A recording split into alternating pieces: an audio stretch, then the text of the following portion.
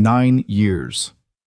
Alara Quinn vanished without a trace, leaving Kieran Vale with a broken heart and a lonely empire. Now she stands behind the coffee counter, trembling each morning as the city's most powerful man walks through the door, as if cruel fate is testing her limits. But this morning is different.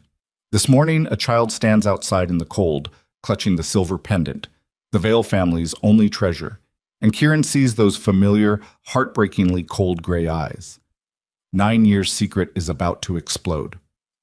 If you're reading this story, hit like and comment your city name below so I know how far my story has come. And don't go anywhere, because what happens next will change everything. The coffee shop had no name worth remembering. That was the first thing Kieran Vale had noticed about it 3 months ago, when his driver had taken a wrong turn through the older part of the city and Kieran had stepped out into the cold because he needed air more than he needed to be on time. The sign above the door was sun-bleached to near illegibility, the awning a faded green that had probably once been something cheerful. The neighborhood was the kind that got described in city planning documents as transitional, which meant it had been forgotten long enough that the forgetting had become architectural. He had gone in for coffee. He had come back every morning since. He told himself it was the coffee. The coffee was, in fact, exceptional, dark and slightly bitter, with that particular weight that came from beans roasted by someone who cared more about the result than the marketing. He had tried to find out where they sourced it. The woman behind the counter had looked at him with flat brown eyes and said, "Guatemala," and gone back to work. He had not asked again. What he did instead was come back. 6:15 every morning, before the financial district woke up, before the Vale Global building filled with people who needed things from him. He would sit at the corner table with the wobbly leg. He had learned to compensate without thinking about it. And he would drink his coffee and read the overnight reports from Singapore and try not to watch her. He was rarely successful at the last part. Her name was Alara Quinn. He knew this because he had seen it on a piece of mail sitting beside the register on his third visit, a water bill with a handwritten correction to the address. And the name had stopped him so completely that he had spilled his coffee and she had brought him napkins without meeting his eyes, and he had sat for 20 minutes after she turned away, just breathing. Alara Quinn. Not a common name, but he had known an Alara once, 9 years ago, when he was 28 and building the first real version of himself, and she was 25 and studying structural architecture, and they had met at a municipal fundraiser where neither of them had wanted to be, and had ended up standing outside in the cold for 2 hours talking about buildings. What made a structure hold? What made it fail? He had fallen in love with her in approximately 6 weeks, which was not something Kieran Vale did. He did not fall. He calculated, he assessed, he made decisions with their attendant risks clearly mapped.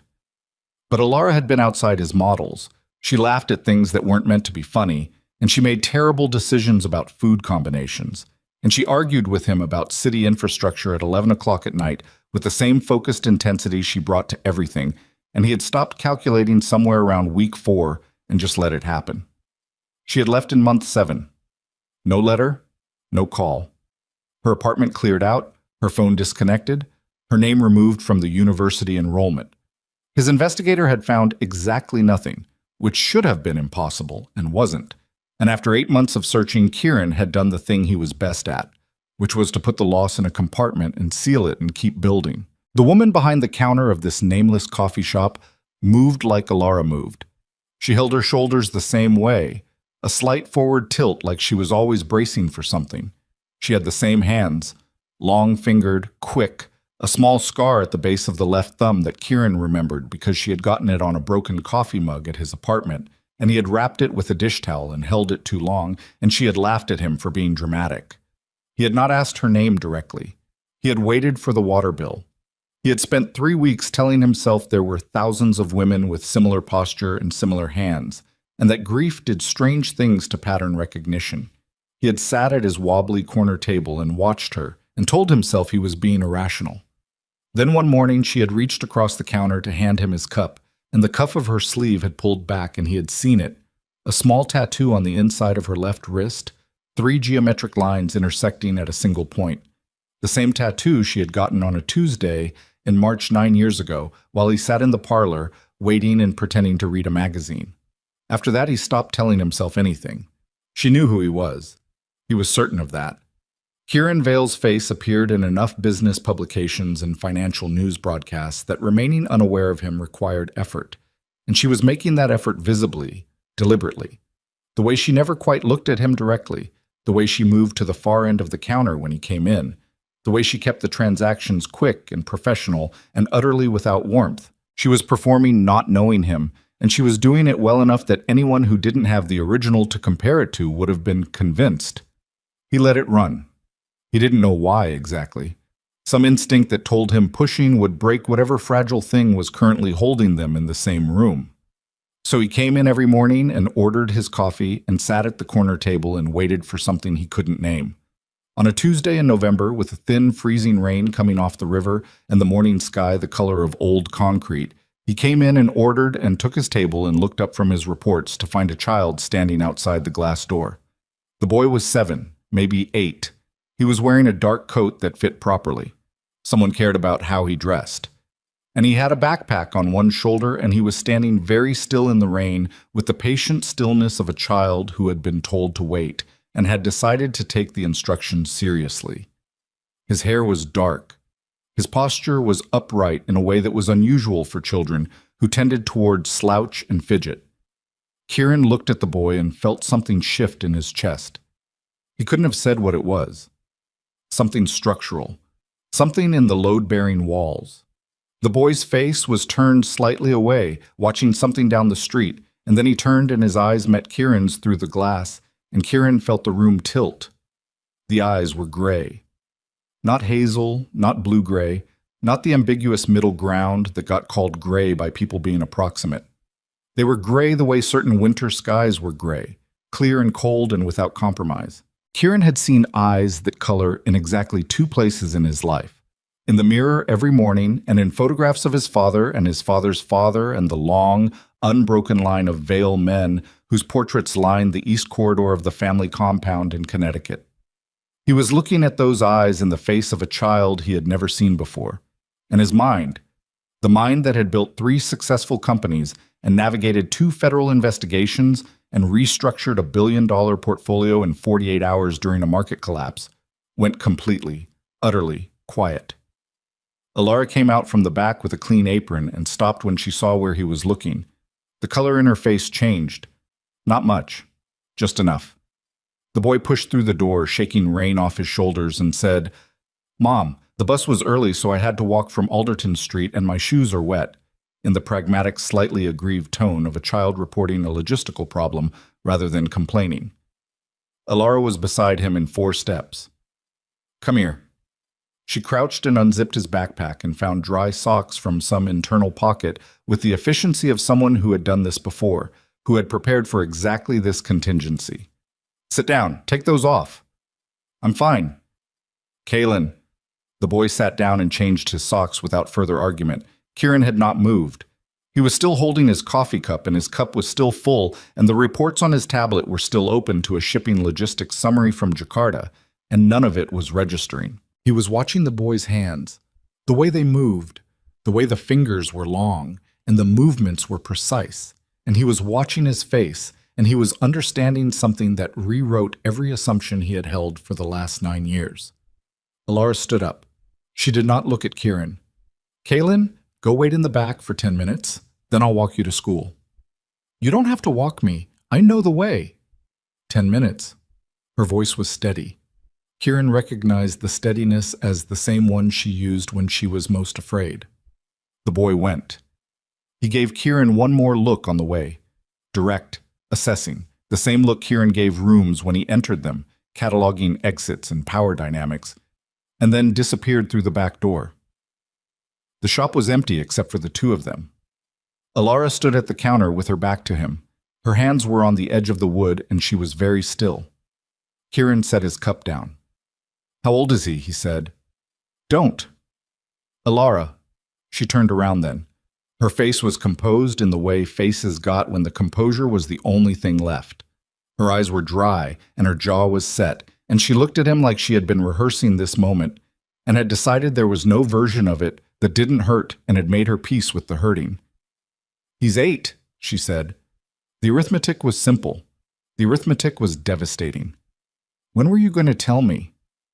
I wasn't.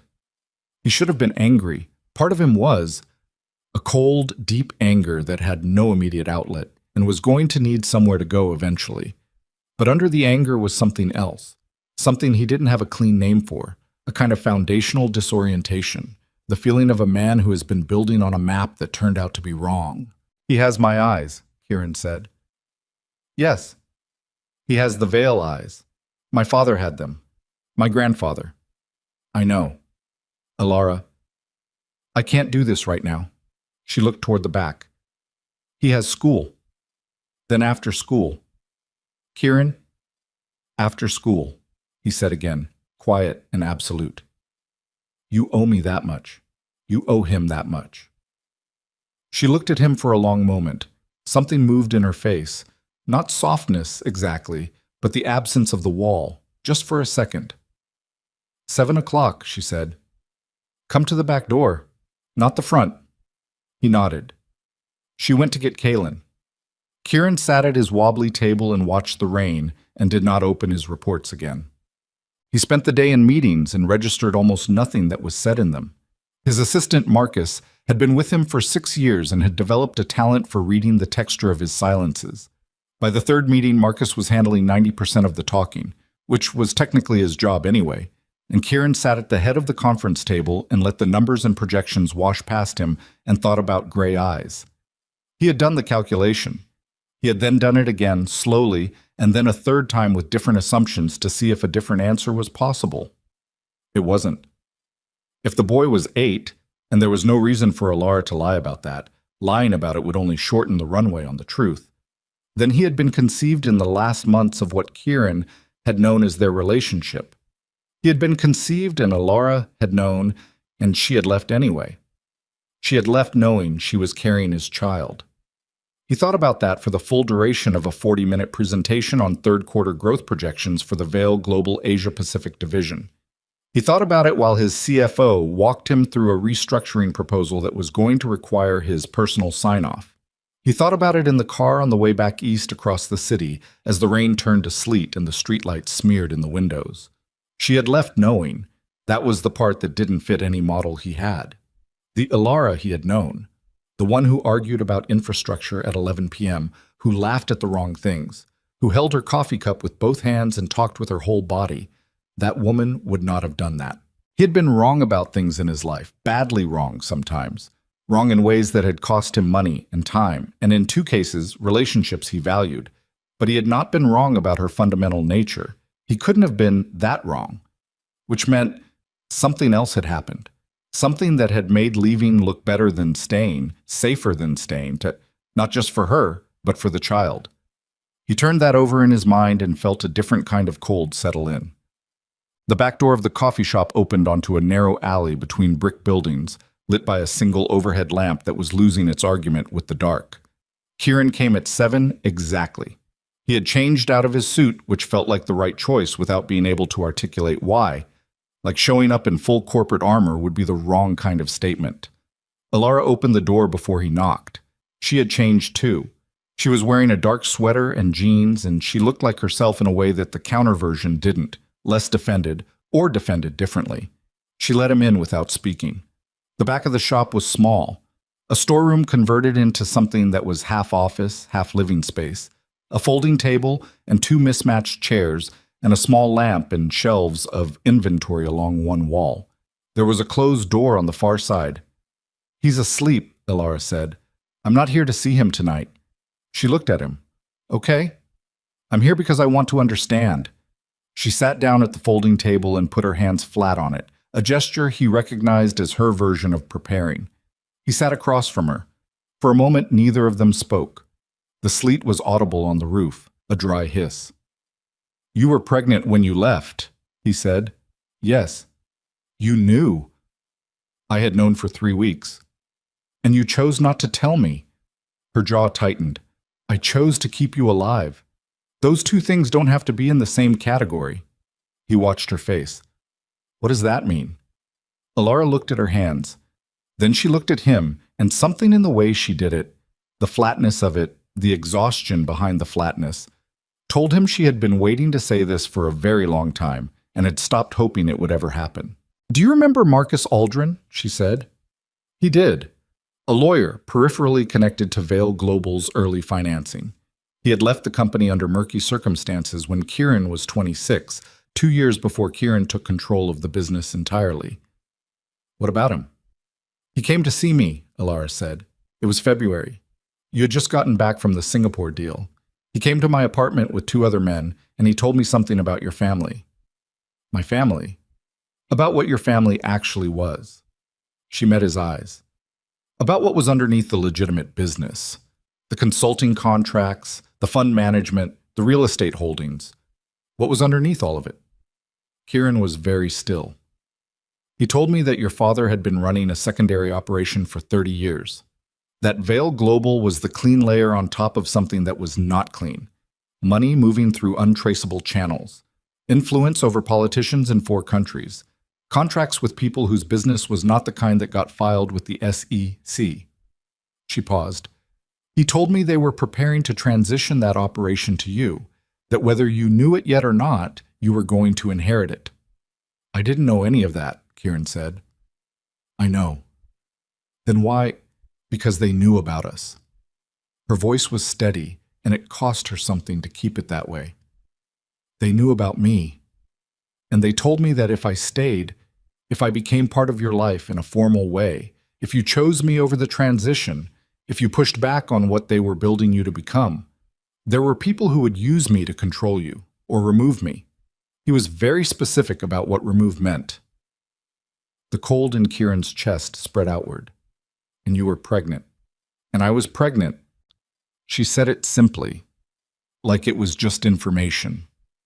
"I couldn't go to you. If I told you, you would have fought. That's what you do. It's what I loved about you. You don't retreat from things. But they weren't people you could fight at 28 with the company half built and no idea who you were actually dealing with. They would have killed you. They told me they would, and I believed them, and I was right to believe them because 2 years later a man named Hector Vane found out what your family actually was, and he ended up at the bottom of a parking structure in Baltimore." Kieran knew the name. He had been told it was a mugging. "So you left."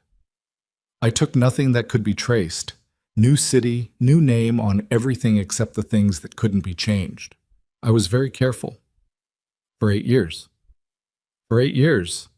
He looked at the closed door. "Does he know anything?" "He knows his father's name. He knows you exist. I told him you didn't know about him, which was true, and that it was complicated, which is also true." Something moved in her face. "He asked me once if you would ever come find us, and I told him I didn't know." "He waited outside in the rain this morning," Kieran said. "He stood there and waited, and he didn't complain. He does that. He's very self-contained for his age. Sometimes it worries me." She looked down. "He's like you in more ways than just the eyes." Kieran's throat was tight. He pushed past it. "The pendant," he said. "The silver one he was holding this morning. Where did he get it?" Alara went quiet.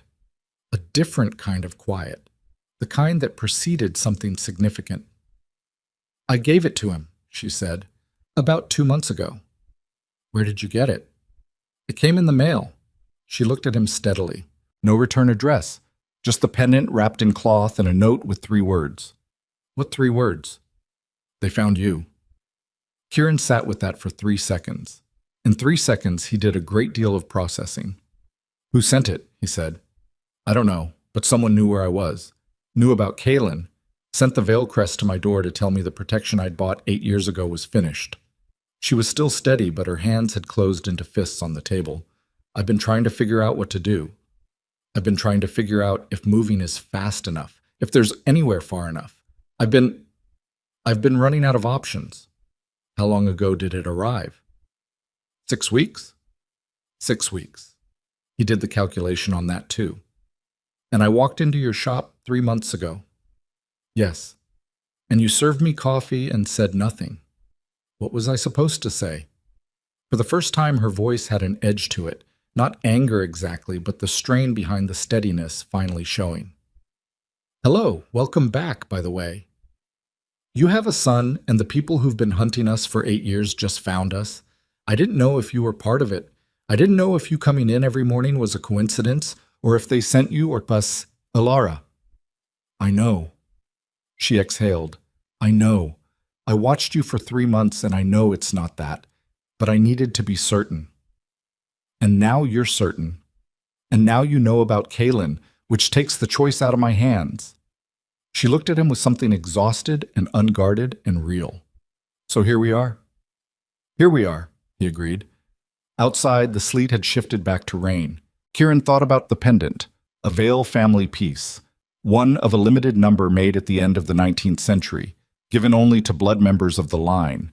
He thought about someone who knew what it was, who had one, who had sent it to Alara Quinn's door in this unnamed coffee shop in this forgotten neighborhood 6 weeks ago as a message that the timeline was closing.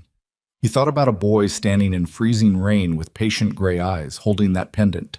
He thought about everything he had not known about his own family, everything that had apparently been built in the dark beneath the thing he thought he was inheriting. I'm going to need names, he said.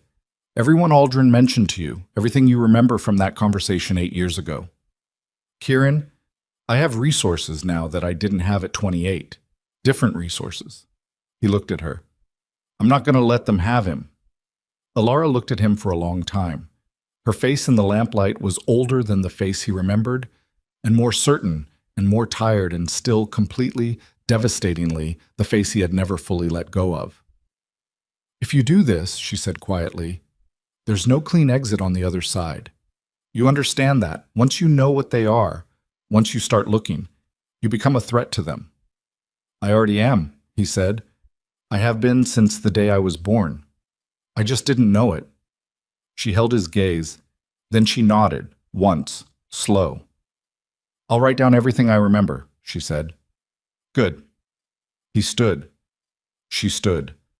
For a moment they were close enough that he could see the small scar at the base of her left thumb, the one she had gotten on his broken coffee mug, the one that had been there when she left and was still there now. I'm sorry I didn't trust you with this earlier, she said. You were keeping him alive, Kieran said. That's the one thing I can't argue with. He moved toward the door, stopped. What's he like, he said, when he's not waiting in the rain? Something happened in Alara's face that was not quite a smile but was close to one, something soft and tired and real.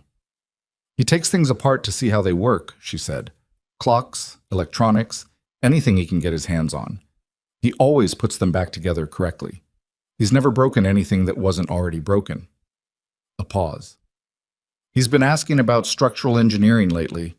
Why buildings hold. Kieran stood in the doorway of a storage room above an alley in the rain and felt the particular weight of things that happened to you before you were ready for them. I'll be back tomorrow morning, he said. 7 o'clock. He'll be awake by then. Good. He stepped out into the alley and the door closed behind him and the rain came down steady and cold, and he stood in it for a moment, letting it hit. Somewhere in the city, someone had sent a veil pendant to a woman who had been hiding for 8 years to tell her that her cover was gone. Somewhere in the city, an organization that had been running beneath his family's name for 30 years, an organization that had threatened the woman he loved into vanishing rather than risk what knowing her might cost him, was already moving. And now they knew about Kaylin. He pulled out his phone and called the one number he used for things that couldn't go through Vale Global's official channels. It rang twice. It's me, he said. I need a full security sweep of a location tonight, and I need everything you can find on a man named Marcus Aldrin, current whereabouts, current affiliations. Whatever he's connected to now, he paused, and pull everything we have on my father's financial history from 1987 onward, the parts that weren't in the official records. A pause on the other end. That's a wide aperture, the voice said. I know what it is, Kieran said. Do it. He ended the call and stood in the rain and looked up at the narrow strip of sky between the buildings, black and wet and pressing down. Tomorrow morning, a boy with gray eyes and his father's posture was going to wake up and go to school, not knowing that the inheritance he carried in his blood had just become a target. Not knowing that the careful, quiet life his mother had built him was already beginning to crack at the edges. Kieran put the phone away. He had spent 9 years building an empire on a map that turned out to be wrong. It was time to find out what the real map looked like, before someone else used it to take everything that was left. Kieran came back at 7 the next morning, like he said he would. He had not slept. He had spent the night in the secure office on the 41st floor of Vale Global, the one with the signal blockers and the shredder built into the desk, going through everything his contact Nolan had been able to pull in 6 hours. It was not everything. It was enough to make him understand that everything was going to be considerably worse than he had initially framed it. His father, Edmund Vale, had died 4 years ago of a cardiac event at his Connecticut estate. The obituaries had been respectful. The tributes from the financial community had been numerous. Kieran had stood at the grave in November rain and felt the complicated thing that sons feel when they bury difficult fathers, and had thought he was done with Edmund Vale's legacy in any meaningful sense. He had been wrong about that in ways that were still coming into focus. What Nolan had found in 6 hours was the edge of something very large. Shell companies nested inside other shell companies, a structure so deliberately convoluted that even forensic accounting would take months to fully map. Financial flows moving through jurisdictions chosen specifically for their opacity. And names, not many, not yet, but enough. A private security contractor based out of Vienna, a logistics company in Rotterdam that appeared in the background of 3 federal investigations without ever being charged. A man named Cassius Vrel, who had no public profile whatsoever, which was itself a kind of profile. Kieran had looked at what 9 years of careful digging had not found and understood why Alara had run. He parked 2 blocks from the shop and walked in the cold with his hands in his pockets and his breath making small clouds, and thought about what he was going to say to a boy he had never spoken to before today. Kalen was already at the counter eating toast when Kieran came through the back door. He looked up from his toast with the gray eyes and the assessing calm and said, "You're the man from the corner table." "Yes. Mom told me your name." "Did she?" "Kieran Vale." The boy said it the way children said things they had practiced, carefully, without effect. "She said you knew each other a long time ago." "We did." Kalen looked at him for another moment. Then he looked at his toast. "She also said you're my father."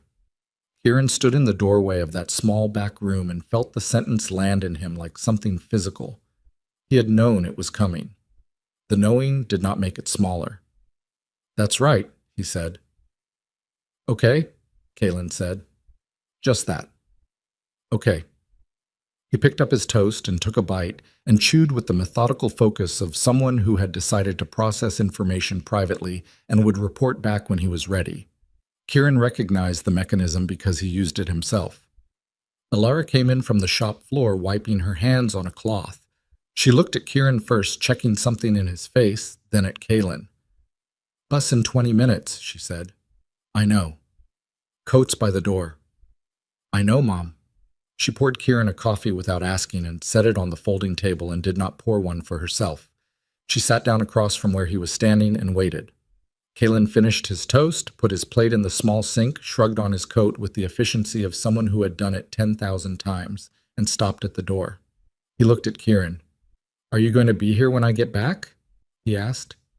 Kieran looked at Alara. She gave him nothing. "I'm going to try," he said, which was the only honest answer. Kalen appeared to evaluate this. "Okay," he said again, and went out. The door closed. The room was quiet. "He's not going to be shattered by this," Alara said.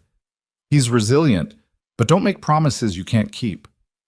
"I said I'd try." "I heard what you said." He sat down. The coffee was the same as always, dark, certain of itself. He drank it and looked at the list on his phone. "I need to go over what you remember from the Aldrin conversation," he said. "Everything. Names, locations, anything specific." "I told you most of it last night." "You told me the shape of it. I need the texture." He looked up. "Who were the 2 men who came with him?" She folded her arms, not defensively, just like she was holding herself together by the seams. "One was tall, Eastern European accent, didn't speak. The other one spoke but never gave a name. Mid-50s, gray at the temples. He had a scar through his left eyebrow. Kieran typed it in. What did they say about the transition? Specific words. Aldrin said, he said it like it was fact, no negotiation, that your father had been in the process of transferring operational control for 3 years, that you were being prepared, that by the time you were 30, the transition would be complete, whether you cooperated or not, because the infrastructure was already being built around you, around me, around Vale Global. The legitimate company was the architecture.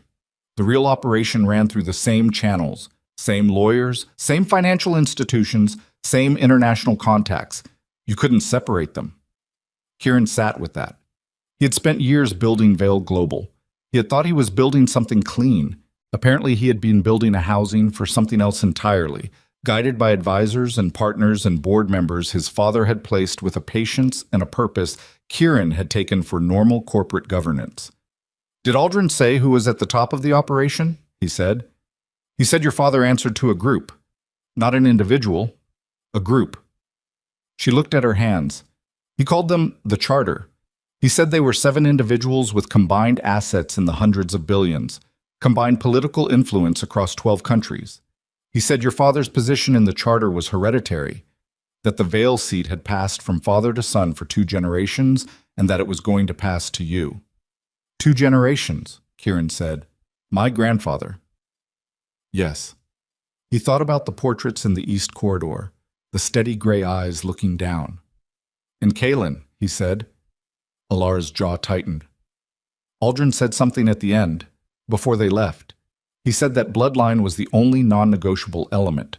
That leadership could be managed, could be shaped, could be removed if necessary. But bloodline was the authentication. Without it, certain parts of the operation couldn't be accessed. Financial structures, legal arrangements, things that were built to respond only to verified Vale genetics. She looked at him. He said that's why I had to go quietly. If I stayed, if we had children, if there was another generation of Vale blood outside the Charter's control, they'd want to control it, Kieran said. Or eliminate it. He put the phone down and looked at the wall. 8 years ago, Alara had been a 25-year-old woman with no resources and no allies, and men in her apartment telling her that the child she was carrying was either an asset to be controlled or a liability to be removed. She had done the only thing available to her. She had disappeared. The pendant, he said, the one Kaelin had. It's a Vale authentication piece, 19th century, given only to blood members. There were 12 made originally. I know where 10 of them are. My father had 2. One is in the estate inventory, which I control. The other... He stopped. The other one came to my door, Alara said quietly. Someone in the Charter sent it. Someone who knew what it was, knew what it meant, knew your address. He picked up the phone again. That's not just a warning. That's a demonstration. They're showing you they can reach you. They're showing you the clock has run out. I know what it is. Then you know we can't stay in this building. The silence that followed had weight. This is my life, Alara said, not as an argument, as a statement of something she needed to say before she let it go. I built this. The shop, the neighborhood, the routine. Kaelin has school here. He has a friend down the street, a boy named Danny. They take apart electronics together on Saturdays. He has a life here. I know. I'm not saying we don't move. I'm saying I need you to understand what it costs before you make the operational decision. Kieran met her eyes. I understand what it costs. She held his gaze and then looked away and exhaled slowly. Okay, what do we do? Tonight, after Kaelin is back from school, you pack what you need. 1 bag each. Nothing traceable. No electronics you haven't had for more than 2 years. No... The back door opened. Kieran was on his feet before it fully swung. The man who came through was not an assassin. He was mid-30s, light jacket, jeans, the particular kind of nondescript that was its own kind of flag. He held both hands away from his body. I'm not armed, he said immediately. Who are you? Kieran said. My name is Devlin Marsh. I work for a woman named Sarah Calloway. You don't know her name, but she knows yours. She's been tracking the Charter's activity for 4 years, and she's the one who sent the pendant. Alara was standing against the far wall. Kieran could see her in his peripheral vision, absolutely still. "That's a lot to come through someone's back door with," Kieran said. "I know. I'm sorry for the approach. Direct contact through normal channels isn't possible. The charter monitors your professional communications. We've known your shop was being watched for 3 weeks." He said this to Alara. "There's a man in the apartment building across the alley, 3rd floor, window facing this direction. He's been there since the pendant arrived." The cold in Kieran's chest moved. He did not look at the window. "Talk," he said to Marsh. Devlin Marsh talked. Sarah Calloway had been a federal financial crimes investigator until 5 years ago, when a case she was building against a Vienna-based security contractor had resulted in 2 of her colleagues dying in a car accident that wasn't one. She had resigned, gone private, and spent the years since building the most complete independent dossier on the charter's operation that existed outside the charter itself. She had sources inside 3 of the charter's financial institutions. She had documentation of 43 separate incidents of what could legally be called treason across 4 countries. What she did not have was the authentication key that would allow access to the charter's primary data architecture, the encrypted financial and operational records that would make the documentation actionable in any court. The authentication key was biological. "Vale blood," Kieran said. "Specifically, a 2nd-generation Vale descendant. Your father was the primary key. You are the secondary." "Kaylin?" Marsh stopped. "Say it," Kieran said. "Kaylin is a tertiary key that the system recognizes as primary because your father coded it that way before he died. We think he did it intentionally. We think Edmund Vale spent the last 2 years of his life trying to find a way out of the charter that he'd helped build, and Kaylin was his exit architecture." Alara made a sound, just one small sound. Then she was quiet again. "Edmund Vale knew about Kaylin," Kieran said. "He found out approximately 3 years before he died. We're not certain how, but yes, he knew. And instead of reporting Kaylin's existence to the charter, he modified the authentication system to make the boy the key that could unlock everything." Marsh looked between them.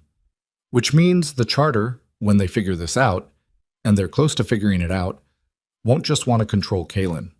They'll want to use him to access their own records, and then eliminate everyone who knows what those records contain." The room was very quiet. Outside in the alley, rain had started again, light and persistent. "Why come to us now?" Kieran said. "If you've been watching for 3 weeks, why now?" Marsh reached into his jacket, slowly, watching Kieran's hands, and put a folded photograph on the table. Kieran looked at it. It was a surveillance image, time-stamped 48 hours ago, showing a man getting out of a car 2 streets from the coffee shop. The man was mid-50s, gray at the temples, a scar through his left eyebrow. Alara looked at the photograph and said, very quietly, "That's him. That's the man who came with Aldrin." "His name is Rourke Ceylon," Marsh said. "He's the charter's operational director. He doesn't deploy personally unless the situation has moved past the intelligence phase." He paused. "He was in this neighborhood 2 days ago. He will be back." Kieran looked at the photograph for another 3 seconds. Then he folded it and put it in his pocket. "How do we contact Calloway?"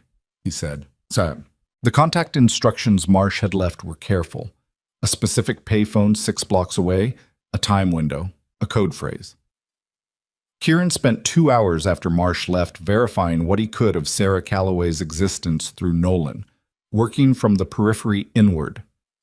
Former federal investigator, the resignation confirmed, 2 colleagues dead in the same 6-month window, her name appearing in the margins of 3 separate cases that had gone cold in ways that cold cases didn't usually go cold. She was real. Marsh was real. The question of whether their interests aligned was going to remain open longer than Kieran would have liked. He was at the payphone at the designated time. The call connected after 1 ring. "I've confirmed enough of what your man told me to have this conversation," Kieran said. "I haven't confirmed enough to trust you." "That's reasonable." The voice was a woman's, controlled, with the particular flatness of someone who had trained the expressiveness out of her communication. "What do you need?" "I need to know what you want from us." access to the authentication system, not Kalen himself. We'd never put a child in operational range of anything, but the genetic verification can be done remotely with a biological sample and the correct interface. We've built the interface. We need the sample. And after you have it, we transmit everything to 6 simultaneous recipients, 3 federal agencies across 2 countries, 2 international financial oversight bodies, and a journalist whose work I trust. The charter's architecture collapses within 72 hours. Most of the key figures are arrested or flee to jurisdictions that won't extradite, but either way they lose the infrastructure. And Veil Global. A pause. Veil Global is extensively documented in what we have. I won't lie to you about that. There will be an investigation. The legitimate operations, the parts you built, will likely survive it. The parts your father built around them won't. He had known this was coming since last night, knowing it was still a particular kind of loss. What about security for Alara and Kalen during the window between now and the transmission? He said. We have a safe house. We'd want them moved within... No, Kieran said. They stay with me. My security, my protocols. You get the sample and you get cooperation. You don't get physical custody of my son. Another pause, longer. Agreed, Calloway said. He hung up the phone and stood on the sidewalk with the rain coming down and thought about the word my, which he had just used without calculation for the first time in his life in relation to a child. He came back to the shop at 4 o'clock, which was when Kalen got back from school. He was not prepared for what that actually looked like. The boy coming through the front door with his backpack and his wet shoes and going straight to the back, and Alara already having his after-school routine in place without thinking about it. A glass of juice and a specific spot at the folding table and the unspoken rhythms of 8 years of just the two of them. Kieran sat to the side and watched and felt like an intruder in his own story. Kalen got his juice and sat down and looked at Kieran. You stayed, he said. I said I'd try. Yeah. The boy appeared to regard this as sufficient. He unzipped his backpack and produced a small mechanical alarm clock, the old-fashioned kind with 2 bells on top, gutted and partially reassembled, and set it on the table and went back to work. What's wrong with it? Kieran said. The escapement mechanism is slightly bent. It makes the seconds uneven. He didn't look up. I'm trying to straighten it without removing the mainspring because last time I removed a mainspring, it took me 3 hours to get the tension right. If you angle the... Kieran stopped himself. Kalen looked up. What? If you angle the adjustment tool at about 30 degrees instead of straight on, you get more leverage without torquing the housing. The boy considered this. Then he adjusted his approach and tried it. The mechanism clicked, settled, ticked evenly. Kalen looked at the clock for a moment, then he looked at Kieran with the gray eyes and said nothing, but something in the assessment shifted. Some small door opening a fraction. Alara was watching from across the room. She had her arms folded and her face was doing something complicated and private. Pack tonight, Kieran told her. His voice was low, meant only for her. After he's in bed. We move tomorrow morning. She nodded. Kalen was winding the clock, listening to it tick, his head tilted at the angle of someone checking their own work. Kieran looked at his son and felt the wall he had built around the loss 9 years ago develop a crack he was not going to be able to repair. He was not sure he wanted to. Well, he left at 6 and came back at 9 with Nolan and 2 other men he trusted in ways that had been tested. They swept the building, quietly, professionally, Alara watching with her arms folded and her face doing nothing, and confirmed what Marsh had told them. The window across the alley, 3rd floor, had been occupied. The man was gone now. Had been gone since that afternoon. That was worse, in its way, than if he'd still been there. Nolan pulled Kieran aside in the alley. They've made us, Nolan said. The sweep on the shop, the contact with Marsh. Someone in the charter's network flagged it. We got a tripwire notification from a monitored server. They know you've been here. How long do we have? Hours. Maybe less. Kieran looked at the back door of the coffee shop. Through it, somewhere past the storeroom and the folding table, a boy with his eyes was sleeping in a bed his mother had built him in a life she had built out of nothing, with no margin for error and no backup, and nothing to rely on but herself for 8 years. "Get the car," he said. "I'm going in to get them now." He pushed through the door and took the 4 steps to the closed interior door and knocked. Alara opened it in 10 seconds. She was dressed. She had the bag already in her hand.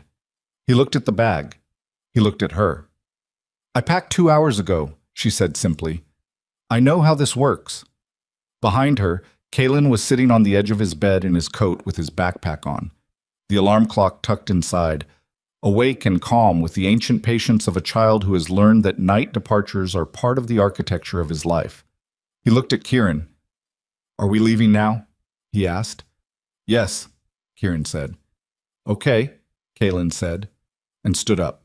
They went out into the alley and into the car, and the city moved past the windows in streaks of wet light, and Kieran sat in the front and watched the mirrors and said nothing, and thought about Rourke's sell-in in a surveillance photo 2 days old, and the word hours and the weight of what it meant that a man like that had come personally to this neighborhood.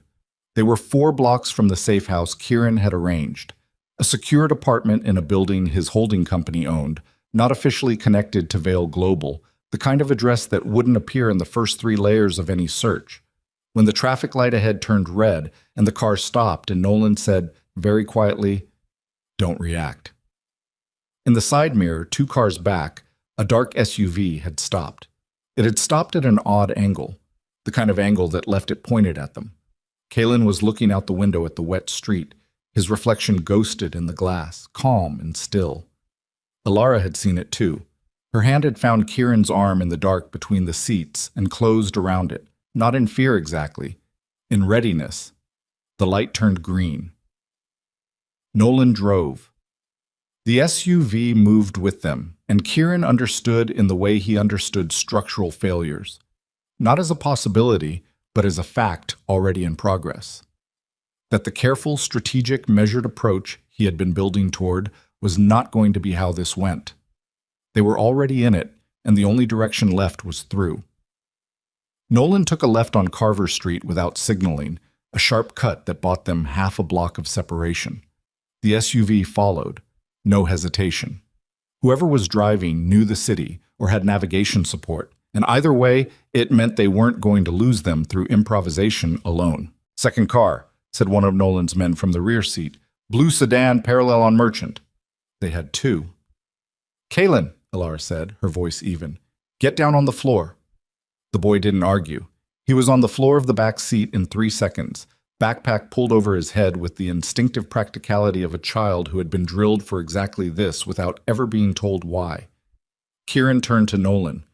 "The warehouse on Fell Street. Calloway's team has a staging point 2 blocks east of it. Get us there." "That's 12 minutes. "Make it 8. Nolan made a call. 1 word. "The address."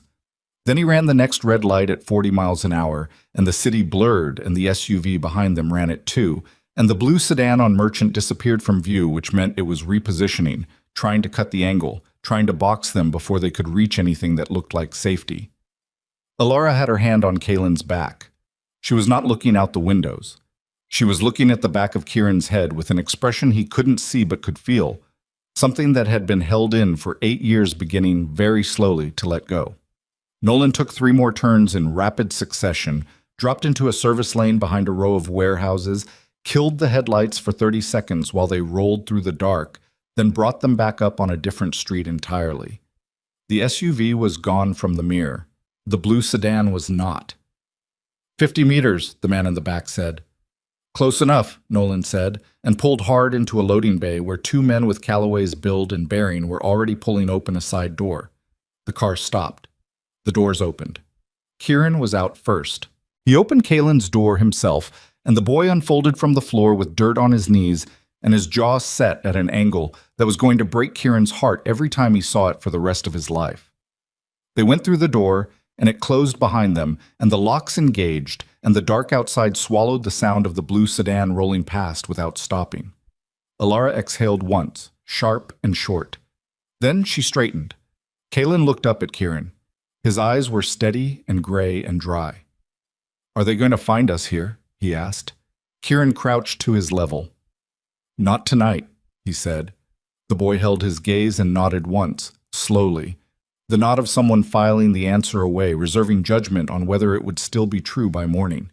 He was 8 years old and he already knew how to do that. Kieran stood up and looked at Alara, and they both understood, without saying it, that the life they had each been living separately, the one she had built from nothing, the one he had built on a false map, was finished now, completely and without the possibility of return. What came next was going to be something else entirely. The staging point smelled like machine oil and cold concrete, the kind of smell that belonged to buildings that had been used for practical things and didn't apologize for it. There were 6 of Calloway's people inside, 4 men, 2 women, all with the compact efficiency of former law enforcement or military, the kind of people who moved through rooms without bumping into things and kept their hands visible without being told. Sarah Calloway was not what Kieran had built in his head from the phone call. She was 50, maybe 52, with close-cropped gray hair and a face that had been weathered into something harder and more specific than it had probably started as. She was wearing a fleece and cargo pants, and she was looking at a wall of monitors when they came in, and she turned around and looked at Kaylin first, not at Kieran, not at Alara, at the boy. She looked at him for 3 seconds with an expression that was not warmth, but was not its absence either, something clinical shading into something almost like relief. Then she looked at Kieran. "You made it without contact," she said. "Blue sedan tracked us most of the way. Broke off 2 blocks out. They know the general area. We have maybe 4 hours before they narrow it." She turned to one of her people. "Widen the perimeter sweep. I want eyes on every entry point within 6 blocks. Then back to Kieran. "We need to talk, just us. Whatever you say to me, you say in front of Alara." Calloway assessed this without visible reaction. "Fine. Get the boy settled." One of the women, young, with a quiet face and the kind of patience that was trained rather than natural, had already materialized beside Kaylin with a bottle of water and a question about whether he was hungry. Kaylin looked at his mother. Alara nodded once. The boy went without complaint, dragging his backpack, the reassembled clock inside it ticking in the silence. Calloway led them to a back room divided from the main floor by a partition wall, a folding table, and 3 chairs, and a laptop, and nothing else. She sat down and opened the laptop and turned it so they could see the screen. "Before we discuss the authentication protocol," she said, "there's something you need to see." The screen showed a financial document, dense, technical, the kind of formatting that accountants used and everyone else found illegible. Kieran looked at it and started reading and felt the first cold finger of something he didn't immediately name. "What am I looking at?" he said, though he was beginning to know. "Vale Global's secondary architecture, the part your father built around your company." She reached across and scrolled. Specifically, the transfer documents from the last 18 months of Edmund Vale's life, the modifications he made to the authentication system, the ones that made Kaylin the primary key. "You showed me this on the phone. This is the exit architecture." "Keep reading." He read.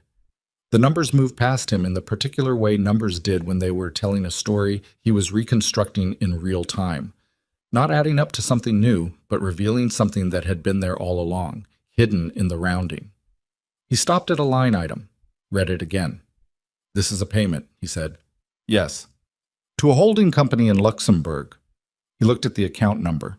Something in the back of his mind was already working on it, pulling at a thread he couldn't fully see yet.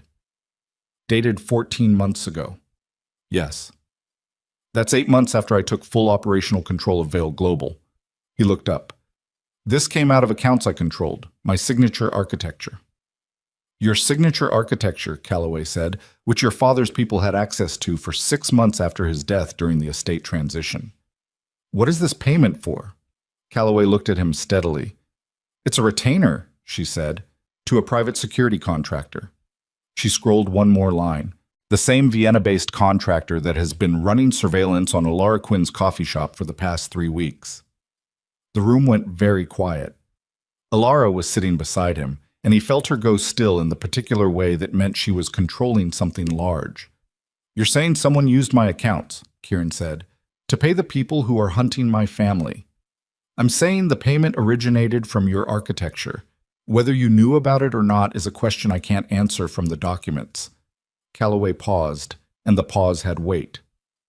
But the charter can, and they will use it.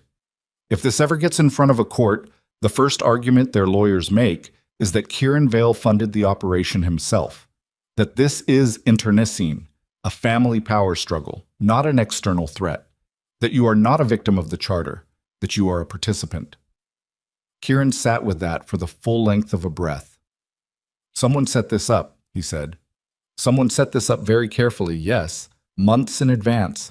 Someone who knew you were going to find out about Kaylin eventually, who knew you would come to us or someone like us, who wanted to make sure that when you did, your credibility was already destroyed. Who? That's the question, isn't it? She closed the laptop. It's someone inside your organization.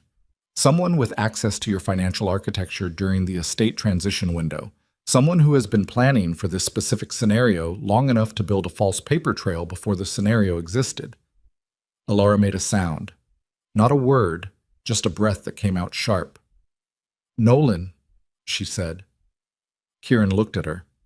He's been with you 6 years, she said, her voice careful and flat. He handled the estate transition. He had access to everything. She was looking at the table, not at him.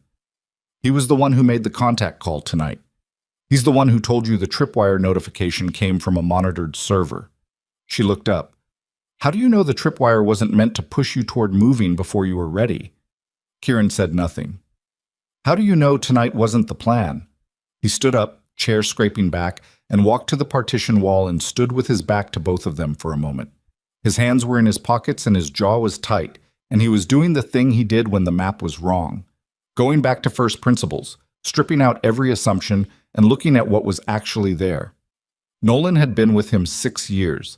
He had found Nolan through a referral from a security firm Kieran's father had used. He had thought nothing of that at the time. He thought about it now. Nolan had handled the estate transition, had access to the financial architecture, had been first to suggest the move tonight. Not just first, had framed it as urgent, had set the timeline, had dropped them at the staging point and then gone back out to, what? Manage the perimeter or make a call? Kieran turned around. Where is he now? He said. Calloway was already on her radio. A beat, 2. Then her face changed by a fraction, and that fraction told him everything. He left the perimeter, she said. 8 minutes ago, he told my people he was repositioning the vehicle. He's gone. He's gone. Kieran stood in the small back room of a warehouse 4 hours from dawn, with the paper trail of his own accounts wrapped around his throat like a wire. And the man he had trusted for 6 years somewhere in the city making a phone call. And he understood with the full weight of it that every resource he had spent the last 2 days building toward had just been handed to the people he was building it against.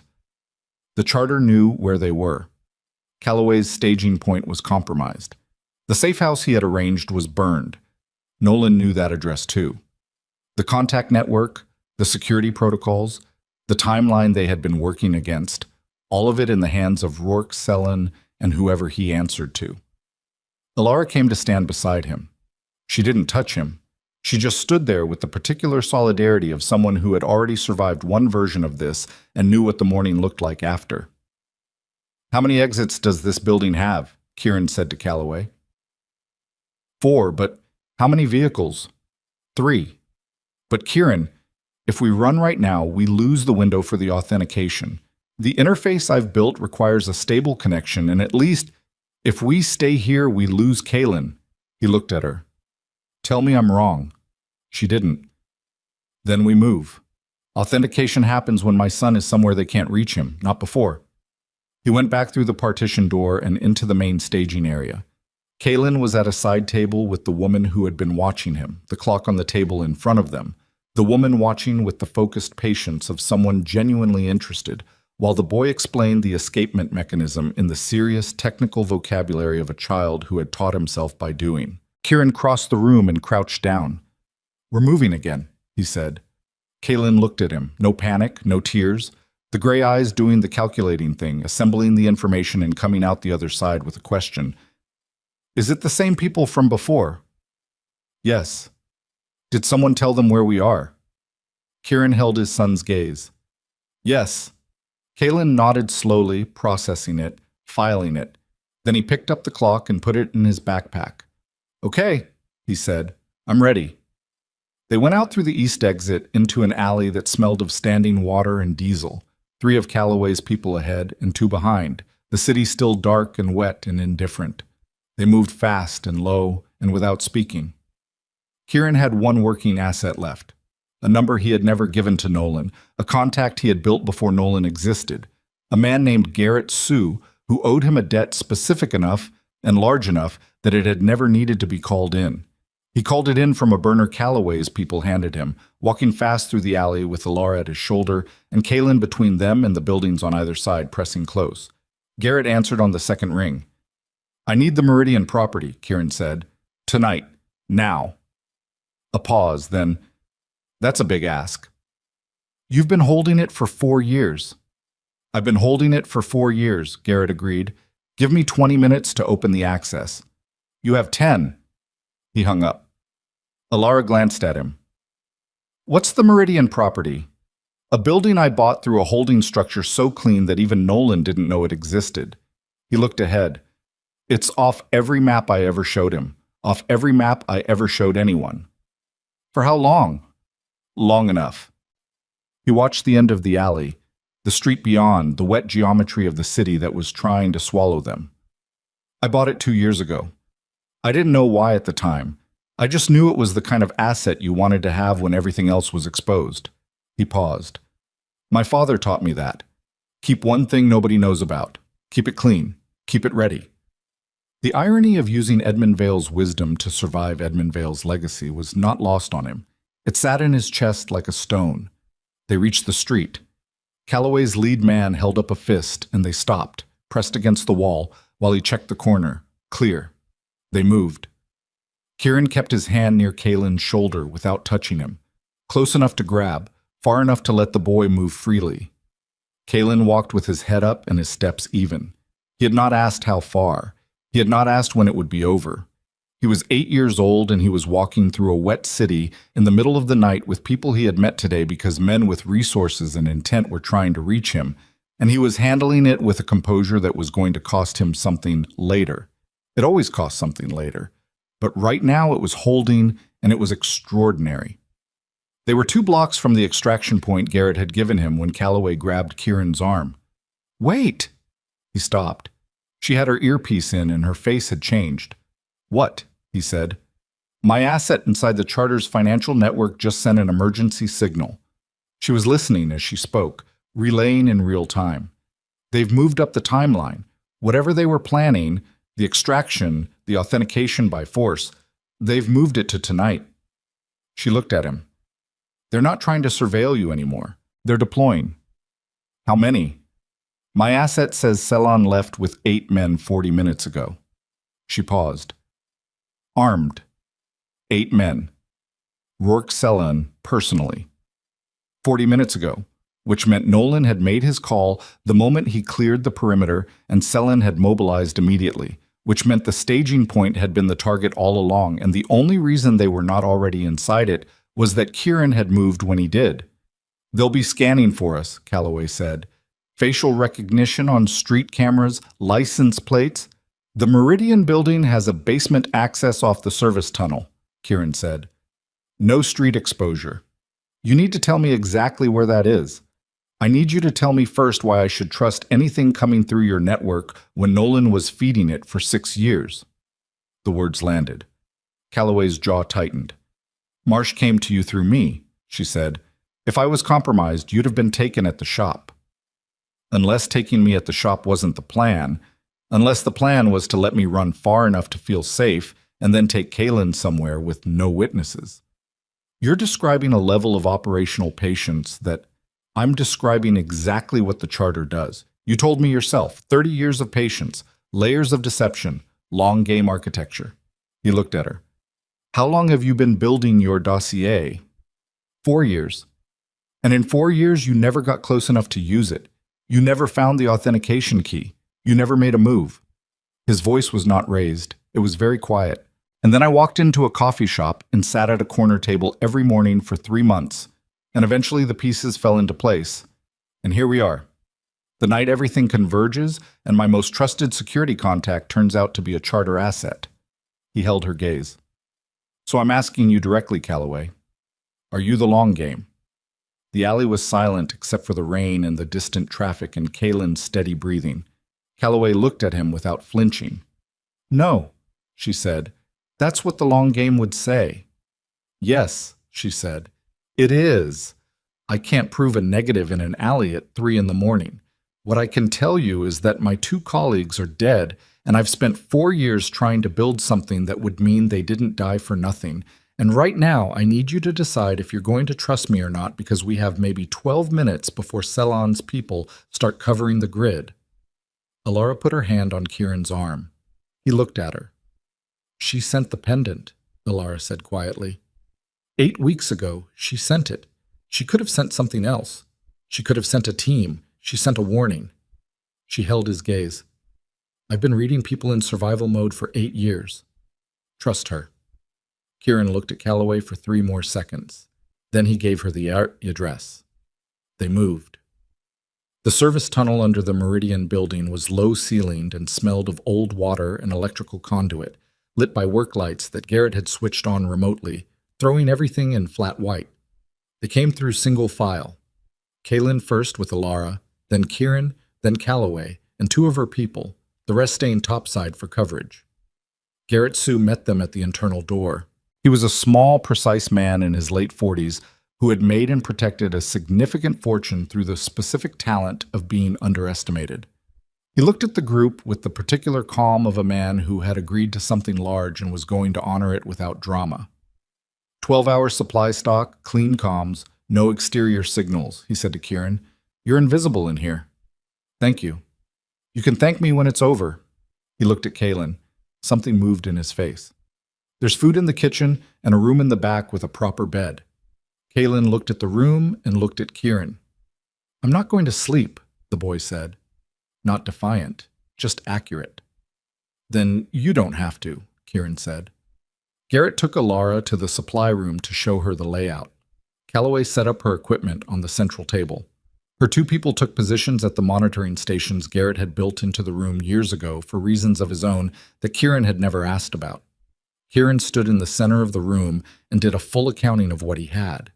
He had Alara, he had Kaylin, he had Calloway, and what remained of her network, which was compromised to an unknown degree. He had Garrett and this building, which were clean. He had no security team, no corporate resources, no official channels he could trust. He had a paper trail in his own accounts that made him look like a charter participant. What he did not have: Nolan, the safe house, the security protocols, any leverage over the charter that didn't require the authentication, and the authentication required a stable window that they didn't currently have. What the charter had: Rourke, Ceylan, and 8 armed men in the city, Nolan feeding them real-time intelligence, a legal architecture that could bury Kieran in financial fraud charges the moment he surfaced publicly, and 9 years of operational patience. He thought about Edmund Vale modifying the authentication system in the last years of his life, trying to build an exit, trying to give his grandson, Genji, a grandson he had discovered and kept secret, the key to dismantle the thing he had spent his life building. He thought about his father's portrait in the East Corridor, the gray eyes looking down. Then Calloway looked up from her equipment with an expression that meant the next thing she said was going to change the shape of the night. I need you to come look at this, she said. He went to the table. On the screen was a live feed, a street camera, the image clean and high resolution and unmistakably showing the exterior of the coffee shop. Alara's coffee shop. The nameless one with the sun-bleached sign. It was on fire. Not dramatically, not the Hollywood version of a building burning, a controlled fire, methodical, moving through the structure with the specific pattern of an accelerant. The kind of fire that sent a message and also destroyed evidence and also ensured that there was nothing left to go back to. Alara had come back into the room. She was standing at Kieran's shoulder and she was looking at the screen, and her face had done something he had never seen it do. Not breakdown, not tears, but a terrible, absolute stillness, the expression of a woman watching 8 years of careful survival reduced to smoke and wet ash. Mom, Kaylin's voice, quiet, from behind them both. She turned. He was standing in the doorway of the back room, the clock in his hands, watching her face. She crossed to him in 3 steps and pulled him in and held him, and he let her, his arms coming around her waist, his face pressed against her shoulder. Over his head, her eyes found Kieran's, and in them he saw something he recognized because it lived in him too. Not grief, not fear, but the hard and final clarity of a person who has just watched the last option for retreat burn to the ground, who understands now that the only direction is forward, and who is deciding, in this moment, exactly what forward is going to cost. Kieran turned back to the screen. The fire moved through the building with its patient, programmatic logic. The counter where she had served him coffee every morning for 3 months. The corner table with the wobbly leg. The back room where she had kept her life. Gone. He thought about what Calloway had said. The charter was built on the assumption that people would protect themselves first. That survival instinct was the most reliable lever. That everyone eventually could be moved by fear. He thought about Alara standing in the alley 8 years ago, pregnant, alone, threatened by men with resources and intent, and choosing to vanish rather than let fear make her its instrument. He thought about a boy on the floor of a moving car, backpack over his head, not making a sound. He thought about what it meant to be a Vale, what it had meant for 2 generations before him, what it was going to mean now. He pulled out the burner phone. "Calloway," he said, "how long to set up the authentication interface if we start now?" She looked at him. "In this location, with clean comms? 90 minutes. Then start now. If Selin finds this building during the window, then we have a problem on 2 fronts." He looked at her. "But I'm done waiting for a better moment. The Charter has been waiting 30 years for a better moment. I'm not going to outwait them." He set the phone on the table. "Set it up. We do this tonight." Calloway held his gaze for a moment. Then she turned to her equipment and began to work. In the back doorway, Alara had released Kaylin and was looking at Kieran with the flat, clear expression of someone who has made their decision and is not going back on it. She nodded once. He nodded back. The authentication interface began to load on Calloway's screen, and outside in the city, Rourke, Selin, and 8 armed men were moving through the wet grid looking for something they believed they had already cornered, and the clock in Kaylin's backpack ticked on with its newly corrected escapement mechanism, even and precise, each second exactly the weight it was supposed to be. And Kieran Vale, who had spent his entire adult life building on a false map, picked up what was left and began, for the first time, to build something true. The authentication interface took 83 minutes to build, not 90, because Calloway worked with the focused brutality of someone who understood that the difference between 83 and 90 minutes might be the difference between everything and nothing. Kieran watched the progress bars and did not watch them. He moved between the monitoring stations and the central table in the back room where Kaylin had finally, against all stated intentions, fallen asleep on the proper bed with his backpack beside him and one hand resting on the clock even in sleep, fingers loose around the winding key. Alara sat in the chair beside the bed. She was not sleeping. She was watching her son sleep with the specific attention of someone cataloging something they are afraid of losing. Kieran stood in the doorway and looked at both of them and felt the thing in his chest that had no clean name pull tight like a wire under load. "You should rest," he said quietly. "You should too. Someone needs to..." Calloway has people on the monitors. Garrett is on the perimeter feed. She looked at him. "Sit down, Kieran. You're not going to be useful to anyone when this starts if you haven't stopped moving for 8 hours. He sat in the other chair. The room was small and warm and smelled like dust and Garrett's cleaning products, and under that, faintly, something he recognized as Alara's. The particular soap she used, the same one she'd used 9 years ago, which was either coincidence or loyalty to a detail too small to be strategic. "Tell me about him," Kieran said. "The 8 years. Tell me something I don't know."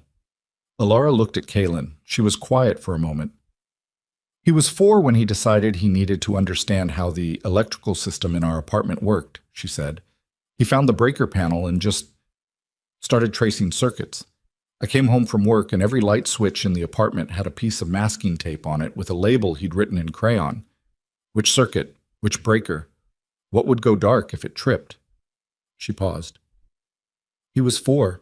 He couldn't spell circuit. He wrote circuit. Kieran looked at his son's sleeping face.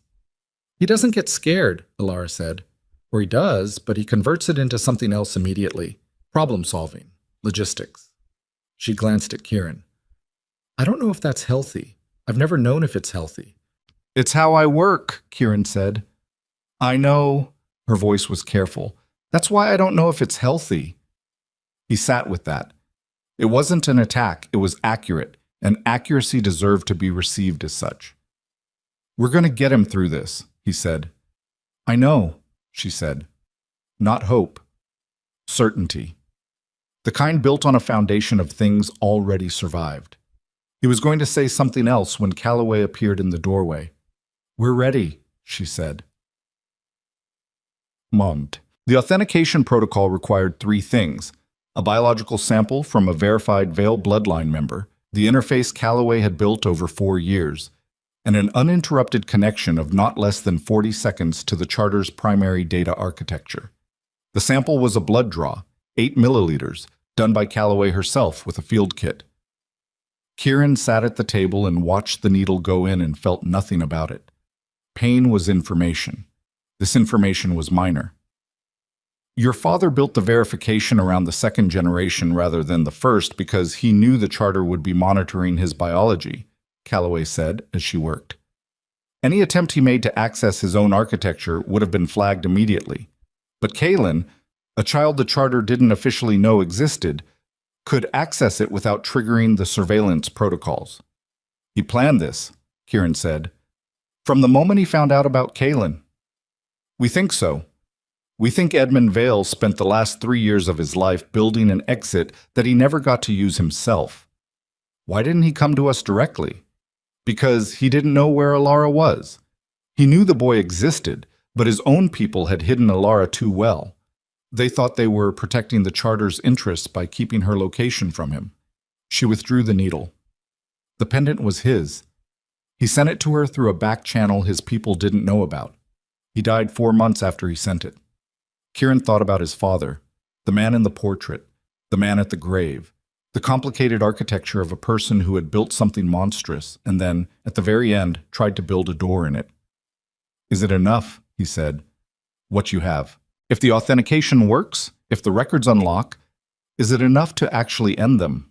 Calloway processed the sample through the interface with the careful movements of someone handling something irreplaceable. 7 of the Charter's most senior members. 43 documented incidents across 4 jurisdictions. Financial records that will take forensic accountants 2 years to fully map, but that clearly show $40 billion in illicit flows over 30 years. She looked up. It's enough. Then let's... The monitoring station on the far wall emitted a sharp tone.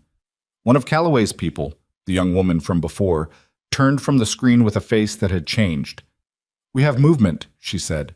East tunnel entrance. 2 signatures. 2, Calloway said. One of them is Nolan. The room reconfigured itself in Kieran's mind. Nolan knew about this building. He had given Calloway the address, and Calloway's network was compromised to an unknown degree. He had walked them here himself. How long? Kieran said. They're at the tunnel door. It's a reinforced entry. Maybe 4 minutes. One is Nolan, Calloway said. Who's the second? The operator zoomed the feed. The second figure was larger, moving with the deliberate economy of someone trained for exactly this. Gray at the temples. Even in the low-resolution tunnel feed, the scar through the left eyebrow was visible. Rourke Cellon had not sent 8 men. He had come himself with 1. Kieran stood up. Where are the other 8? Topside coverage, Calloway said, already moving. They're not coming in. They're containing the exits. Cellon wants this quiet. He wants the sample, Kieran said. He wants Kaylin. He doesn't want a firefight in a building full of witnesses. He wants the authentication, Calloway corrected. He wants to use it himself, then eliminate everyone who knows what it can do. Kieran looked at the interface on the table. The sample loaded, the connection establishing, the progress indicator showing 30% and moving. How long to complete? He said. At current connection speed? 6 minutes. 4 minutes to the door.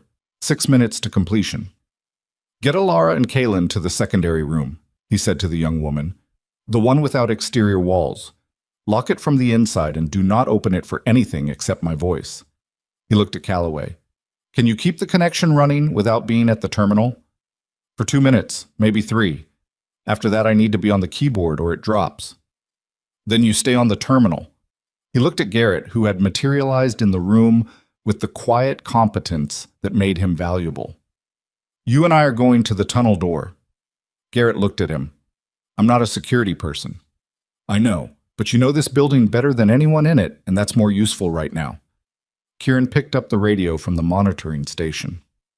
Let's go. The tunnel was lower than the main floor, accessible through a utility door and a concrete staircase that smelled of old pipe and cold stone. Garrett had the building's internal camera feed on a tablet as they went down, watching the two figures work the entry door with practiced efficiency. They have the access codes, Garrett said, looking at the screen. Someone gave them the entry protocol. Calloway's network, Kieran said. You still trust her. I trust that her 2 colleagues are dead and she's been building toward this for 4 years. That's not a charter asset profile. He looked at the door at the bottom of the stairs, heavy steel, currently locked. That's a person with a reason. The entry tone sounded, a dull electronic click that meant the outer door had been breached. They were in the tunnel. Kieran looked at the door and made a calculation that was not about options. There were no good options, but about angles. Selin was operational. Nolan was operational. In a straight confrontation in a narrow space, without weapons, against 2 trained men, the math was wrong. He looked at Garrett. The water mains for this building, where do they run? Garrett looked at him for a second. Then he pointed at the ceiling. Above the tunnel, secondary line runs along the east wall. Where's the shutoff? There's a valve junction 3 meters to the left of this door. Can it be turned manually? I built this building. Everything in it can be turned manually. Kieran looked at the door. Footsteps in the tunnel now. 2 sets, measured and unhurried. Turn it, he said, and then get back up the stairs. Garrett went to the valve junction. Kieran moved to the side of the door back against the wall, breathing through his nose and keeping the breath even, because when your heart rate exceeded a certain point, your hands got unreliable, and he needed his hands reliable. The valve turned with a sound like a groan. Pipes shifted. A pressure release hissed somewhere above. Garrett went up the stairs without looking back. The door opened. Nolan came through first. He had a weapon out. A compact automatic, held with the familiarity of someone who had carried one professionally for years. He was scanning the space and his eyes landed on Kieran in the same second that the water main above the tunnel ruptured at the weakened junction. The effect was not cinematic. It was 40 liters per minute of pressurized cold water dropping through a corroded joint, hitting the tunnel floor and spreading instantly across the concrete. The electrical conduit along the east wall sparking once and going dark. The overhead lighting dropping to emergency backup that threw everything in harsh red. Nolan slipped. Not down. He was too trained for that. But his footing broke for 1 second, and 1 second was the unit of measurement Kieran was working in. He covered the distance in 3 steps and hit Nolan's gun arm at the wrist with the full torque of his body weight. Not a punch, a structural strike. The kind that didn't require strength so much as angle and commitment. And the gun hit the wet floor and slid. Nolan recovered fast, faster than Kieran's body was ready for. An elbow came back and caught him across the cheekbone, and the pain was bright and immediate, and he tasted copper, and his vision went white at the edges. And he did not stop moving because stopping was the only thing he absolutely could not do. He had Nolan's jacket. He used it. The tunnel wall was concrete and unforgiving, and Nolan's head hit it with a sound that settled the question of whether he was going to keep fighting in the next 30 seconds. He went down. Kieran straightened. Rourke Celan was standing 4 meters back in the tunnel, just past the threshold, and he had not moved. He was watching with the calm of a man who had been in more of these situations than Kieran had had business meetings, and had concluded that waiting was the correct response. He was holding a weapon too. It was pointed at Kieran. The red emergency light threw his scar into hard relief. You hit harder than I expected, Celan said. His voice was even, accented with something mid-European that had been mostly worn down by years somewhere English-speaking. Edmund always said you would. Kieran stood in 6 inches of running water with blood in his mouth and his hands at his sides and his breathing carefully controlled. My father talked about me, he said. Often. He was proud of you. Selin said it without irony, which was somehow the worst version of it. He was also afraid of what you'd do if you found out what you'd been built to inherit. He was right to be afraid. He tried to stop you. He tried to dismantle 30 years of architecture with a blood sample and a stolen pendant. Something moved in Selin's face that might have been respect and might have been contempt and was probably both. Edmund was a brilliant man. He was not, ultimately, a ruthless one. That was his limitation. You're going to tell me ruthlessness is what it takes. I'm going to tell you to step aside. The weapon didn't move. The boy upstairs and what he carries belonged to the Charter. That was true before he was born, and it's true now. Edmund's modifications to the authentication system were clever. They weren't decisive. We've built a workaround. He paused. We don't need the sample to access the records. We just need Kalen's presence within range of the biometric scanner. He doesn't need to be conscious. The cold that moved through Kieran at those last 4 words was not fear. It was beyond fear. It was something structural, foundational, the kind of cold that came when the thing you were most afraid of became concrete and immediate and no longer theoretical. He doesn't need to be conscious. You're not going near him, Kieran said. I don't need your permission. No. Kieran held the man's gaze and felt everything in him go very still. But you need me to step aside, and I'm not going to do that. So you're going to have to shoot me. Salon looked at him. And if you shoot me, Kieran said, the noise brings Calloway's people down here in 30 seconds, and you lose the quiet operation you came here for. You lose the window. You lose the sample that's currently uploading to 6 simultaneous recipients unless someone is at that terminal in the next. He glanced at the time on the dead display, calculated 4 minutes. He did not know if 4 minutes was accurate. He did not know if the upload was still running. He was building a frame around what he had and praying that Calloway was still on the keyboard. Salon was still. You don't know where the terminal is, Kieran said. Nolan knew the building, but not the internal layout. You came in blind on everything past the tunnel door. He took 1 step forward, water moving around his feet. And every second you stand here is a second closer to that transmission completing. Something shifted in Salon's face. Minute. Real. Kieran took another step. If you run right now, he said, you might make it to the terminal in time. You might stop it.